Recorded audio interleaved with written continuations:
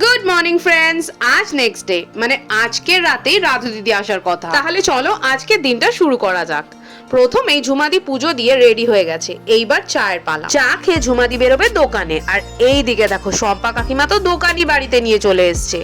কত ম্যাক্সি, কত সোয়েটার, আর এই দেখো এই সোয়েটারটা আমি মায়ের জন্য কিনলাম, সুন্দর হয়েছে না দেখতে। তার সাথে শম্পা কাকিমা একটা ম্যাক্সি নিল, আর তাপসী কাকিমা আরেকটা সোয়েটার নিল।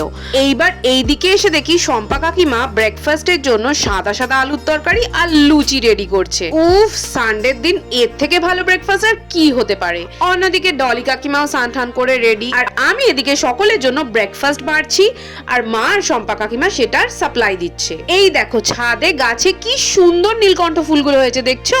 কাকিমা এগুলোকে তুলছে পুজো দেওয়ার জন্য। আর আজকে রোদটাও বেশ ভালো উঠেছে, তাই গরম গরম লুচি নিয়ে সোজা চলে এসেছি ছাদে বসে খেতে। এইদিকে নিচে তো দুপুরের খাবারেরও প্রিপারেশন নিতে হবে, তাই বসে পড়েছি শাক ছাড়াতে। এইখানে দুই ধরনের শাক ছিল, একটা লাল শাক আর একটা পুঁই শাক। আমি এদিকে কাটাকুটি সেরে ফেললাম, আর ঝুমাদি ওদিকে রান্না চাপিয়ে দিই। এই দেখো এইটা হলো আমার আরো একটা ফেভারিট আইটেম, মাছের তেলের চচ্চড়ি, আর তার সাথে লাল শাক ভাজা, পুঁই শাক ভাজা, ফুলকপির বড়া, মাছের কালিয়া, আরো অনেক কিছু। তাহলে চলো এখন আমি সবার সাথে বসে দুপুরে খাবারটা খেয়ে নিই।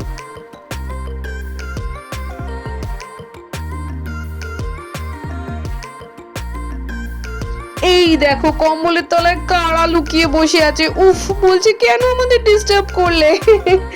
এইদিকে সন্ধে হয়ে গেছে, শম্পা কাকিমা চা নিয়ে হাজির। চাটা খাওয়ার পর আমি আর ঝুমাদি একটু বেরোলাম টুকটাক কিছু কেনাকাটি করার জন্য।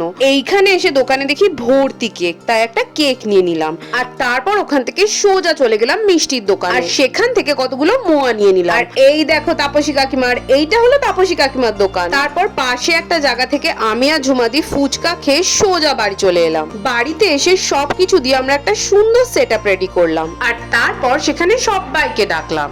Happy birthday to you, happy birthday dear কাকিমা, happy birthday to you.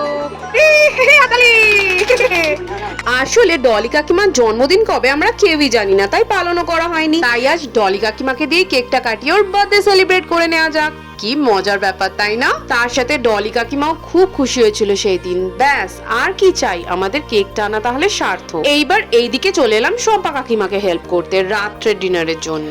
রাত্রের মেনুতে ছিল ডিম কারি আর রুটি। আমি শুধু পাশে বসে গুলতানি করছিলাম। শম্পা কাকিমা নিজেই সব কেটে কুটে রেডি করে ভেজে ভুজে ডিম কারি বানিয়ে রুটি বেলে মোটামুটি সবই রেডি করে ফেলেছিল। এইবার শুধু আমাদের পাত পেরে খাবার পালা। তাহলে চলো খেতে বসে পড়ি। খাবার থালাও এখানে রেডি হয়ে গেছে, আর আমরা খেতেও বসে পড়েছি। শম্পা কাকিমা এখনো খেতে বসেনি, কারণ ভাই এখনো বাড়ি ফেরেনি। ভাই আসলে ওরা একসাথে খেতে বসবে। আমি আর ঝুমা দিদিকে কেক আর মোয়াটা রেখে দিয়েছিলাম রাতের ডেজার্ট হিসেবে খাবো বলে। তোমরা এখন ভাবছো রাধুদি কোথায় গেল, ওর তো আজকে আসার কথা ছিল। আসলেও আজকে আসবে, ওর ফ্লাইট রাত 3টের সময়। তাহলে চলো এখন আমরা একটু ঘুমিয়ে নিই, আবার তোমাদের সাথে দেখা হচ্ছে রাধুদি বাড়িতে এলে। কি তাহলে আসছো তো তোমরা আমার সাথে পরের ভিডিওতে রাধুদির সাথে দেখা করতে?